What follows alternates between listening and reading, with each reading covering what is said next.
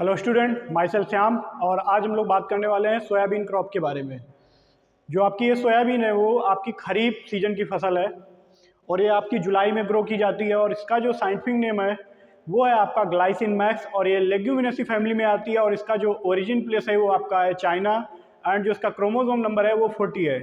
और इसके जो अदर नेम है दोस्तों, वो इसको बुलाया जाता है वंडर क्रॉप या येलो ज्वेलरी के नाम से भी इसको जाना जाता है। देखते हैं अपना आपका जो इसका कॉमन नेम, इसको सोयाबीन बोलते हैं, ठीक है। बोटेनिकल नेम इसका जो है आपका ग्लाइसिन मैक्स। नेक्स्ट इसका फैमिली लेग्यूमिनेसी फेप्सी एंड आपका इसका क्रोमोसोम नंबर है इसका 40 है। एंड ओरिजिन प्लेस इसका जो है आपका चाइना है। मतलब ओरिजिन प्लेस का मतलब है आपका उत्पत्ति स्थान जो इसका है दोस्तों वो है चाइना। बात कर लेते हैं कुछ इंपॉर्टेंट फैक्ट सोयाबीन के बारे में। मैंने आपको बताया कि इसका जो अदर नेम इसको जानते हैं वो उसको वंडर क्रॉप भी कहते हैं, येलो ज्वेलरी या ज्वेल के नाम से भी जाना जाता है। इसका जो इन्फ्लोरेसेंस होता है मतलब कि पुष्प क्रम वो आपका होता है रेसिमी, ओके। जो इसका फ्रूट होता है वो आपका होता है पोड।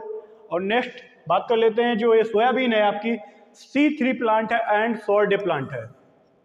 एंड सोयाबीन कंटेंट, सोयाबीन में जो आपका प्रोटीन होता है वो होता है आपका 42% एंड ऑयल का जो परसेंटेज होता है वो होता है आपका 20%।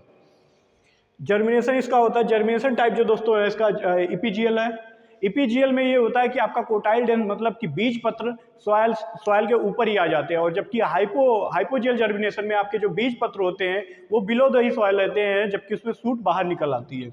नेक्स्ट इसमें देख लेते हैं, इसका जो न्यूड्यूल फॉर्मेशन है वो राइजोबियम जैपोनिकम है। इसमें क्या होता है, जो भी आपकी लेग्यूमिनेसी क्रॉप होती हैं, लेग्यूम्स क्रॉप मतलब पल्सेस क्रॉप होती है, वो आपका नाइट्रोजन का स्थिरीकरण करती है। मतलब कि नाइट्रोजन का फिक्सेशन कर रही है बाय द एटमॉस्फेयर। किसके द्वारा? आपका राइजोबियम जैपोनिकम के थ्रू इसमें आपका नाइट्रोजन का स्थिरीकरण होता है। आपकी केवल एक ही पल्स क्रॉप है जो आपका नाइट्रोजन का स्थिरीकरण नहीं करती है, वो है आपका राजमा। याद रखना दोस्तों, वो आपका राजमा क्रॉप ऐसी फसल है जो आपका नाइट्रोजन का स्थिरीकरण एटमॉस्फेयर से नहीं करती है। बाकी जितनी भी आपकी पल्सेस हैं उसमें आपको नाइट्रोजन का परसेंटेज कम ही लेना पड़ता है। नेक्स्ट बात करें beany test. Beany test is soybean due to sulphur compound. जो आपका बीनी टेस्ट आपका पाया जाएगा सोयाबीन में, वो किसके कारण पाया जाता है? सल्फर कंपाउंड के कारण, okay. Soybean is not used for dal. Soybean जो आपका है यूज नहीं किया जाता है किसके लिए? दाल बनाने में आपने कभी नहीं देखा होगा दाल बनाने में आपका सोयाबीन यूज किया जाता हो। क्यों नहीं यूज किया जाता है? Due to presence of enzyme lipoxidase which product of flavour. जो कि इसमें आपका एंजाइम है लिपोएक्सीडाइज जो है आपका एंजाइम है वो क्या है? ऑफ फ्लेवर कर देता है, इसीलिए इसकी दाल यूज नहीं की जा रही है। It is also known as boneless meat. इसको जो आपका अदर भी बोला जाता है, इसको बोनलेस मीट भी कहा जाता है।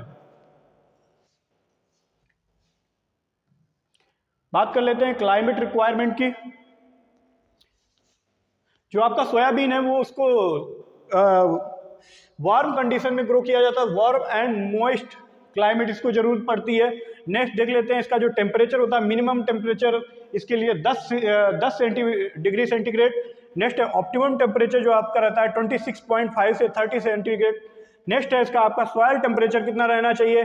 15.5 centigrade above the favour of the rapid germination and vigorous seedling growth.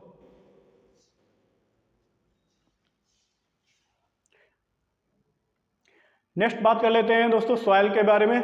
इसको सॉइल कैसी जरूरत पड़ेगी? सॉइल आपका वेल ड्रेनेड, मतलब ऐसी सॉइल होना चाहिए, ऐसी मृदा का हम लोग मतलब सोइंग करेंगे सोयाबीन का, जिसका जल निकास अच्छा होना चाहिए। फर्टाइल लूमी सॉइल, फर्टाइल दोमट मृदा की जरूरत पड़ेगी विद अ पीएच, जिसका पीएच किसके बीच में होना चाहिए? 6 से लेकर के 7.5 के बीच में रहना चाहिए। Most suitable for the soybean, ये आपका सोयाबीन के क्रॉप के लिए बहुत सुटेबल रहेगा।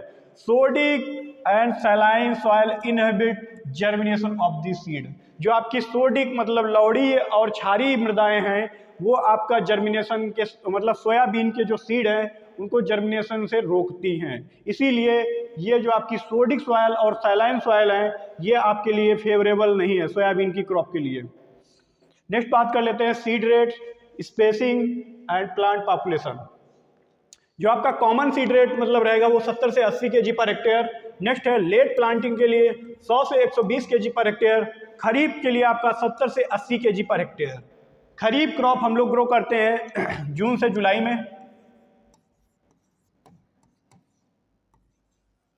रबी हम लोग ग्रो करते हैं नवंबर से दिसंबर में। ओके, स्पेसिंग इसमें जो आपका सोयाबीन क्रॉप है उसके लिए स्पेसिंग 30 इंटू 10 सेंटीमीटर एंड कितनी गहराई पे आपका सीड बोना चाहिए, 3 से 4 सेंटीमीटर गहराई पे सोयाबीन का सीड बोना चाहिए। प्लांट पॉपुलेशन जो आपकी प्लांट पॉपुलेशन रहेगी पर हेक्टेयर में वो रहेगी 3 से 4 लाख प्लांट पॉपुलेशन आपका रहेगा। नेक्स्ट देख ले रहे हैं इसमें sowing time. Sowing time is 3rd week of the June to 1st fortnight of the July, मतलब कि 3rd वीक, तीसरा सप्ताह आपका जून का और पहला सप्ताह आपका पखवाड़ा जो है आपका जुलाई का होना चाहिए, उसी के बीच में आपको क्रॉप को ग्रो कर लेना चाहिए। नेक्स्ट है area and production India and world. जो इंडिया में आपका एरिया है सबसे अधिक महाराष्ट्र का है, उसके बाद है आपका एमपी का। प्रोडक्शन जो है आपका एमपी और महाराष्ट्र का है, क्योंकि एरिया में सबसे ज़्यादा आपका महाराष्ट्र है, उसके बाद आपका एमपी है। बट प्रोडक्शन किसका सबसे अच्छा हो रहा है, वो आपका हो रहा है एमपी में सबसे ज़्यादा आपका सोयाबीन की खेती, मतलब प्रोडक्शन अच्छा, उत्पादन अच्छा है। नेक्स्ट है वर्ल्ड में आपका यूएसए। नेक्स्ट है उसके बाद चाइना आ रहा है, बट प्रोडक्शन में भी आपका USA China. Manure and fertiliser. Manure जो आपका FYM देना होगा 15 से 20 टन पर हेक्टेयर के लिए। एंड फर्टिलाइजेशन में आपका नाइट्रोजन की क्वांटिटी इसमें कम कर दी जाती है। जितनी भी आपकी लेग्यूम्स क्रॉप है, एक्सेप्शन केवल आपका राजमा में देना पड़ेगा आपको नाइट्रोजन फर्टिलाइजर, वैसे हमेशा आपको नाइट्रोजन फर्टिलाइजर कम ही देना पड़ेगा। जो आपका नाइट्रोजन आपका रहेगा 40-40-60-40, जो आपका NPK का रेशियो रहेगा। नेक्स्ट देख लेते हैं इसकी वैरायटी जो इंट्रोड्यूस हुई है बाहरी मतलब यूएसए से, वो आपकी है ब्रैग, ली, कैंट, क्लार्क 63, ब्लैक हार्ट। जो आपकी इंडियन वैरायटी है वो है शिलाजीत, अलंकार, अंकुर, मोनिमता एंड अहिल्या, ये आपकी इंडियन वैरायटी है। बात कर लेते हैं next critical stage of for irrigation. जो आपका स्प्रूटिंग स्टेज है, स्प्रूटिंग स्टेज मतलब फिर फ्लावरिंग टाइम पे आपको पानी देना पड़ेगा। जब आपकी पॉड फिलिंग हो रही है तब आपको वाटर मतलब इरिगेशन करना पड़ेगा। नेक्स्ट है आपका ग्रेन डेवलपमेंट स्टेज। नेक्स्ट बात कर लेते हैं मेजर डिजीज एंड पैथोज। जो आपकी है इंसेक्ट, जो आपका चारकोल रॉट लगता है वो आपका लगता है माइक्रोफोमिया फैसिलियोनिया। कॉलर लाइट है स्क्लेरोटिकम रोल्फेसी। येलो मोजेक जो है आपका वायरस के थ्रू इसका जो वेक्टर है वो आपका है व्हाइट फ्लाई।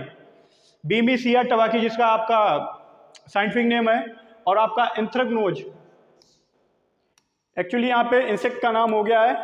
एंथ्रेक्नोज जो आपका होता है उसका पैथोजन का नाम है कोलेक्ट्रोटिकम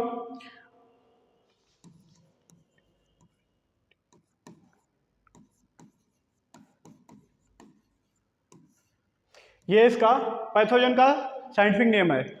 नेक्स्ट बात कर लेते हैं इंसेक्ट का। इंसेक्ट आपका है girdle beetle, tobacco caterpillar, Bihar hairy caterpillar. जो आपका ग्रेडेड बीटल है वो आपका पूछ लेता है कभी कभी एग्जाम में कि ग्रेडेड बीटल किस क्रॉप का इंसेक्ट है, वो आपका है Oberea brevis. Tobacco caterpillar Spodoptera litura, Bihar hairy caterpillar Spilosoma ओब्लिक्यूआ।